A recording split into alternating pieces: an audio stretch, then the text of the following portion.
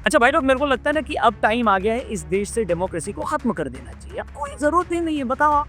बार-बार इलेक्शन कराकर सरकार बनाने की क्या ज़रूरत है? क्योंकि सरकार अगर बार-बार कोई कानून बनाए और कभी वो कानून अदालत में फँस जाए, तो कभी कुछ जाहिल उसके खिलाफ सड़क पर आ जाएँ, तो फिर सरकार की ज़रूरत ही क्या है? संसद भवन को ताला लगाकर वहाँ धर्मशाला खुलवा देते हैं। लोकसभा स्पीकर की सीट पर जयमाला के लिए स्टेज सेट करवा देते हैं। सांसदों की कुर्सियाँ हटवा कर वहाँ नीचे गद्दे लगवा देते हैं। कम से कम 1000-500 लोगों की बारात आए तो बाराती नीचे गद्दों पर बैठकर ताश तो खेल पाएंगे कम से कम, नहीं? बात तो सही है, क्योंकि बहुत सारे लोग यही कह रहे हैं कि किसान बिल से लेकर वक्फ बिल तक हर बार अगर सड़क पर भीड़ को ही आकर ये डिसाइड करना है कि उसे क्या चाहिए, अगर हर बार अदालतों को ही डिसाइड करना है कि क्या होना चाहिए, तो कम से कम संसद भवन की बिजली पानी का खर्चा तो बचना चाहिए, नहीं बचना चाहिए? क्या बात है सर, क्या बात है सर। और ये बात बीजेपी सांसद निशिकांत दुबे जैसे बहुत सारे लोग बोल रहे हैं। निशिकांत जी का कहना है कि अगर सुप्रीम कोर्ट को ऐसे ही बिहेव करना है तो फिर संसद को बंद कर देते हैं। ये बात अलग है कि उनके स्टेटमेंट के बाद बीजेपी अध्यक्ष जेपी नड्डा ने कहा कि निशिकांत जी के इस बयान से पार्टी का कोई लेना देना नहीं। लेकिन दोस्तों, फैक्ट तो यही है कि आज ये इमोशन बहुत सारे लोगों की है। किसान बिल के टाइम ये हुआ, CNRC के टाइम यही हुआ, इंस्टेंट ट्रिपल तलाक हटा तब भी ये ड्रामा करने की कोशिश की गई, और वक्फ बिल के टाइम भी यही हो रहा है। जैसे ही वक्फ अमेंडमेंट बिल संसद में पास हुआ तो जाहिलों की पूरी फौज ने बंगाल में क्या किया? इन लोगों ने सड़कों पर आकर आग लगा दी।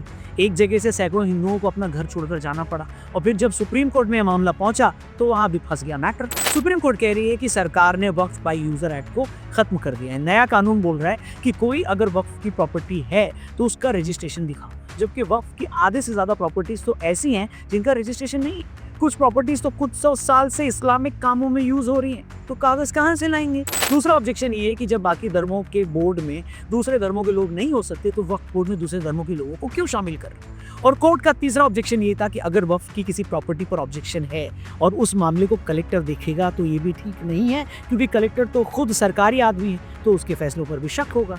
अब जब से सुप्रीम कोर्ट ने अपनी टिप्पणियां की हैं, तब से पूरे देश में रायता फैला हुआ है। कुछ लोग तो साफ तौर पर ही बोल रहे हैं कि सुप्रीम कोर्ट का रवैया हिंदुओं और मुसलमानों से जुड़े मामलों में बिल्कुल अलग है। सीधे शब्दों में कहूँ तो अदालत हिंदुओं के साथ भेदभाव करती है, लोग ये कह रहे हैं। पर लोग ऐसा क्यों कह रहे हैं? इससे पहले कि मैं इस बात पर आऊँ, आपके फायदे की एक चीज बता देता हूँ। कम से कम वीडियो में एक चीज तो आपको सही लगी।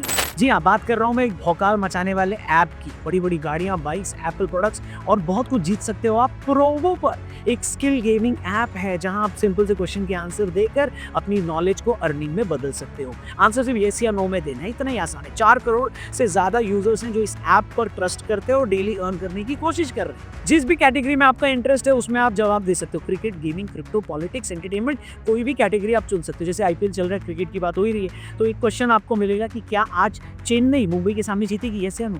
क्या कल कोलकाता गुजरात के सामने जीतेगी, येस या नो? और सबसे बड़ी खबर ये है कि प्रोबो पर पूरे IPL डेली और वीकली कॉन्टेस्ट में बड़े प्राइजेस जीतने का मौका है। Luxury car, Thar, curve, royal Enfield, iPhone and much more. तो लग जाओ अभी से काम पर, और लकी हुए तो बड़े प्राइजेस आपका इंतजार कर रहे हैं। डिस्क्रिप्शन में लिंक दिया है, जल्दी से उस स्पेशल लिंक पर क्लिक करके 100 रुपये आपको मुफ्त में मिलेगा और आप शुरू हो जाना। और अगर आपको लगता है कि आप ज्यादा प्रॉफिट बना सकते हो तो क्वांटिटी इंक्रीज कर सकते हो और अपनी विनिंग्स को आराम से अपनी लिमिट के हिसाब से UPI से विड्रॉ कर सकते हो। ऐप डाउनलोड करो, डिस्क्रिप्शन में लिंक है, वीडियो में आगे बढ़ो। जैसे कि मैं आपको बता रहा था, जैसे ही सुप्रीम कोर्ट ने वक्फ संशोधन बिल पर अपनी टिप्पणी की तो उसके बाद पूरे देश में इस पर काफी तीखा रिएक्शन आया। सुप्रीम कोर्ट के सीनियर लॉयर विष्णु शंकर जैन जी ने तो यहाँ तक कह दिया कि सुप्रीम कोर्ट आर्टिकल 32 में इस मामले की सुनवाई कर ही नहीं सकता, क्योंकि हिंदुओं से जुड़े ऐसे ही मामले जब ये लोग डायरेक्ट सुप्रीम कोर्ट लेकर गए थे तो सुप्रीम कोर्ट ने कहा था कि आप लोग सीधे हमारे पास काहे को आए, हाई कोर्ट जाइए।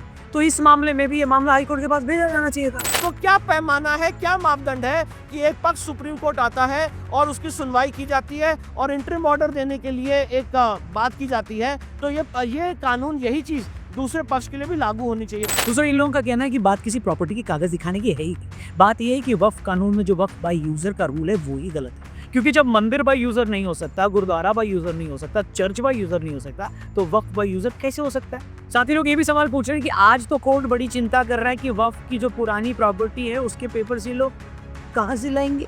इन्हीं लोगों का कहना है कि भाई, जब हम राम मंदिर मामले में अदालत गए थे तब हम लोगों से क्यों कहा गया था कि पहले आप लोग ये साबित करो कि वहाँ मंदिर था। क्या अयोध्या में भगवान राम की जन्मभूमि में भगवान राम का मंदिर था, इसके लिए कोई कागज दिखाने की जरूरत थी क्या? नहीं थी ना। लेकिन फिर भी वहाँ खुदाई करवाई गई, हमने सबूत भी दिए, तब जाकर अदालत मानी। इसलिए सुप्रीम कोर्ट को कायदे से स्टे तो वक्फ बाय यूजर कानून पर लगाना चाहिए, मगर इतने सालों से तो वो कानून है, उस पर तो कोर्ट ने कभी कुछ कहा नहीं। उल्टा आज ये ऐसे लोगों को डिफेंड किया जा रहा है जो वक्फ बाय यूजर की बात बोलकर किसी भी प्रॉपर्टी पर कब्जा करके बैठे। तीसरी बात, जब सुप्रीम कोर्ट ने कहा कि आप मुस्लिम बोर्ड में दूसरे धर्मों के मेंबर कैसे शामिल कर सकते हैं, अब सुप्रीम कोर्ट के इस सवाल पर तो सॉलिसिटर जनरल तुषार मेहता जी ने ऐसी बात करी कि सुप्रीम कोर्ट इस पर बुरी तरह चिढ़ गई। तुषार मेहता जी ने कहा कि मिलॉर्ड, आपको ऐसा क्यों लगता है कि अगर वक्फ बोर्ड में दूसरे धर्मों के लोग आएंगे तो न्याय नहीं होगा।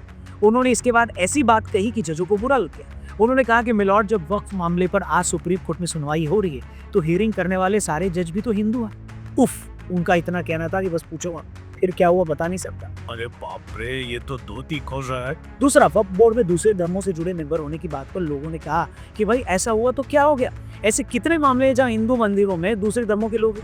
लोगों ने याद दिलाया कि किस तरह तिरुपति ट्रस्ट से लेकर तारकेश्वर मंदिर और कुंभ बोर्ड तक में मुस्लिम और ईसाई मेंबर्स रहे। लोगों का कहना है कि जब यही सुप्रीम कोर्ट अपने पहले एक फैसले में ही बोल चुका है कि पुजारी का पद सेक्युलर होता है, तो फिर उसे बोर्ड मेंबर के मामले में किसी और धर्म का होने से ऑब्जेक्शन कैसे हो गया भैया।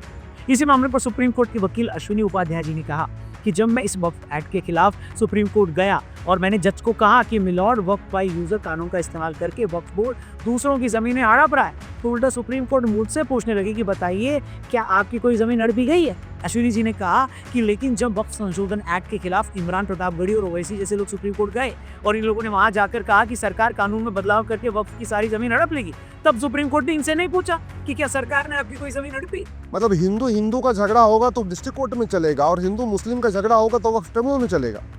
ये कानून बिल्कुल, संविधान इसकी इजाजत बिल्कुल नहीं देता। अफसोस की बात यह है दोस्तों कि बहुत सारे लोगों को ये लगता है कि कई बार सुप्रीम कोर्ट अदालतों में हिंदुओं के साथ भेदभाव करती है। विष्णु शंकर जैन और अश्विनी जी दोनों ने बताया कि किस तरह कुछ टाइम पहले 3 हिंदू मंदिरों को तोड़ने के खिलाफ स्टे लेने वो सुप्रीम कोर्ट गए तो उन्हें हाई कोर्ट भेज दिया गया। लेकिन वक्फ के मामले में दर्जनों याचिकाएं अभी भी पेंडिंग है, लेकिन इस मामले में सुप्रीम कोर्ट सीधे हियरिंग के लिए तैयार हो गया। बताओ, इस केस में किसी को नहीं कहा कि आप लोग पहले हाई कोर्ट जाओ। इतना ही नहीं, और सुनिए, लोग बताते हैं कि कैसे 2018 में सुप्रीम कोर्ट ने सबरीमाला की सैकड़ों सालों की परंपरा के खिलाफ जाकर महिलाओं को वहां जाने की इजाजत दी, लेकिन मस्जिदों में महिलाओं के प्रवेश को लेकर मामला आज भी अदालत में पेंडिंग है। 2019 त्रिपुरा के त्रिपुर सुंदरी मंदिर में 500 साल पुरानी पशुओं की बलि परंपरा पर रोक लगा दी गई, लेकिन आज भी बकरीद पर धार्मिक वजह से ही पशुओं की बलि ली जाती है। इसी तरह सरकारी जमीन पर कब्जे के मामले में फरीदाबाद में 10,000 लोगों से जमीन खाली करवाने के आदेश दिए गए, लेकिन हल्द्वानी में रेलवे की जमीन पर एक खास मजहब के लोगों के गैर कानूनी कब्जे पर 17 साल बाद भी कोई फैसला नहीं। लोग तो इसमें कुणाल कामरा और नुपुर शर्मा वाला मामला तक कोर्ट कर। नुपुर शर्मा वाले मामले के बाद हिंसा की कुछ घटनाओं पर कोर्ट ने कहा था कि आज देश में जो भी अशांति फैल रही है उसके लिए अकेली नुपुर शर्मा जिम्मेदार है। जबकि कुणाल कामरा वाले मामले के बाद इसी अदालत ने कहा था कि अगर एक आदमी के बयान से बहुत सारे लोगों की भावनाएं आहत होती हैं, तब भी बयान देने वाले उस आदमी की फ्रीडम ऑफ स्पीच का सम्मान होना चाहिए। अब इन्हीं सारी बातों से बहुत सारे लोग फ्रस्ट्रेटेड फील करते हैं दोस्तों। वो कहते हैं कि चाहे ज्ञानवापी हो, चाहे मथुरा का मंदिर हो, कोई अंधा भी ये बता देगा कि वहां पर पहले क्या था और बाद में क्या बना दिया गया। तो आज जो अदालत वक्फ बाय यूजर की बात को बोलकर ये कह रही है कि वो लोग सैकड़ों साल पुरानी जगह के लिए सबूत कहाँ से दिखाएंगे, लेकिन जिन जगहों के सबूत सारी दुनिया को दिख रहे हैं, जो कार्बन डेटिंग से साबित भी हो चुकी हैं, उस पर कोई फैसला देने में क्या हर्ज है। जब मंदिर बाय यूजर नहीं हो सकता है, चर्च बाय यूजर नहीं हो सकता है, गुरुद्वारा बाय यूजर नहीं हो सकता है, तो ये वक्फ बाय यूजर कैसे हो सकता है। और अगर वक्फ कानून से वक्फ बाय यूजर को नहीं हटा सकते तो फिर हिंदुओं को भी वैसा ही मंदिर बाय यूजर जैसा कानून दे दो। फिर जहाँ कोई हिंदू बोर्ड कहेगा कि ये मंदिर तो ईश्वर की है, यहाँ तो भगवान की पूजा होती है, तो फिर वो जमीन हिंदुओं के हवाले हो जानी चाहिए। सिंपल। अगर आप एक सेक्शन को मिली अननेसेसरी ताकत नहीं हटा सकते तो वैसी ताकत फिर हिंदुओं और सिखों को भी दे देनी चाहिए कि नहीं। कमेंट करके बताइए। आपने सुना होगा तो सुप्रीम कोर्ट वक्फ अमेंडमेंट के कुछ पॉइंट्स पर उन्होंने सवाल उठाए तो उपराष्ट्रपति धनखड़ जी को बोलना पड़ा कि सुप्रीम कोर्ट राष्ट्रपति को ऑर्डर कैसे दे सकती है। There is a directive to the president by a recent judgment. Where are we heading? ये बात सही है कि सुप्रीम कोर्ट के पास पूरा राइट है कि सरकार अगर कोई कानून बनाती है तो कोर्ट ये देखे कि उसमें सब कुछ कॉन्स्टिट्यूशन के हिसाब से है या नहीं। लेकिन यहाँ भी एक पेंच है। एक्सपर्ट्स कह रहे हैं कि अगर ये चीज चेक भी करनी है तो ये सुप्रीम कोर्ट की कॉन्स्टिट्यूशन बेंच का काम है, न कि मेन बेंच का। और जैसे कि आपको पता है इस मामले में सुप्रीम कोर्ट ने सरकार को जवाब देने के लिए 5 मई तक का टाइम दिया। लेकिन यार ये देखकर तो सच में फ्रस्ट्रेशन होती है कि जब भी चीजें सुधारने के लिए कोई कानून बनता है तो कोई ना कोई अड़ंगा लगा दिया। सीए एनआरसी आया तो जिन लोगों को डेले भर की इसकी समझ नहीं थी उन लोगों ने भी दूसरों को भड़का कर पूरा देश रोक दिया, जाम कर दिया। तब क्या हुआ था शाहीन बाग में, ये सबको पता है। उसी तरह किसान बिल के टाइम जो 3 कानून आए, अगर वो सच में लागू हो जाते किसानों की और देश की सूरत बदल जाती दोस्तों। भारत लोअर इनकम ग्रुप वाले देशों से सीधा ही कुछ सालों में मिडिल इनकम ग्रुप देशों की कैटेगरी में आ जाता, लेकिन ना, तब भी भीड़ ने सड़क पर आकर पूरा देश जाम कर दिया। और अदालतों में क्या चल रहा है ये हम देख ही रहे। कुछ दिन पहले दिल्ली हाईकोर्ट के जज के यहाँ से नोट मिले थे तो उस पर कोई एक्शन ही नहीं हुआ, उल्टा उन जज साहब की कहीं और पोस्टिंग कर दी। मतलब एक आदमी के बंगले से 15 करोड़ रुपए कैश मिल जाता और कोई सीरियस इन्वेस्टिगेशन तक नहीं होती। सुप्रीम कोर्ट ने उस मामले पर अर्जेंट हियरिंग तक से इनकार कर दिया। उनकी जांच करने के लिए 3 जजों की कमेटी बना दी गई। मतलब अब जज ही दूसरे जज की जांच करेंगे। इस पूरे इशू पर भी बहुत सारे लोग नाराज हैं। उपराष्ट्रपति ने भी इस मामले पर खुलकर बोला है, लेकिन दूसरी तरफ एक चुनी हुई सरकार बाकायदा लोकसभा और राज्यसभा में घंटों की बहस के बाद कोई अमेंडमेंट पास कराती है, वो भी अटक जाता है। अब क्या ही कहा जाए, बाकी आप लोग खुद ही समझदार हैं। इसलिए मैंने शुरू में कहा था कि इससे अच्छा तो अब संसद में ताला लगवा दो या संसद बंद करके वहाँ धर्मशाला खोलवा देते। कम से कम लोगों की शादियों के तो काम आएगा, क्योंकि उसे कितना काम करने दिया जा रहा है ये सबके सामने है। बाकी आपकी इस मामले पर क्या राय है कमेंट करके जरूर बताना। ये वीडियो सही लगी हो तो इसे अपने दोस्तों से जरूर शेयर करें। और जाने से पहले डिस्क्रिप्शन में प्रोबो ऐप का लिंक दिया है, उस पर क्लिक करके इस ऐप को जरूर डाउनलोड करना। इस पूरे IPL के सीजन बड़े बड़े प्राइजेस जीतने का आपके पास मौका है। Thank you for watching. Channel subscribe करना। जल्दी मिलते हैं। जय हिंद।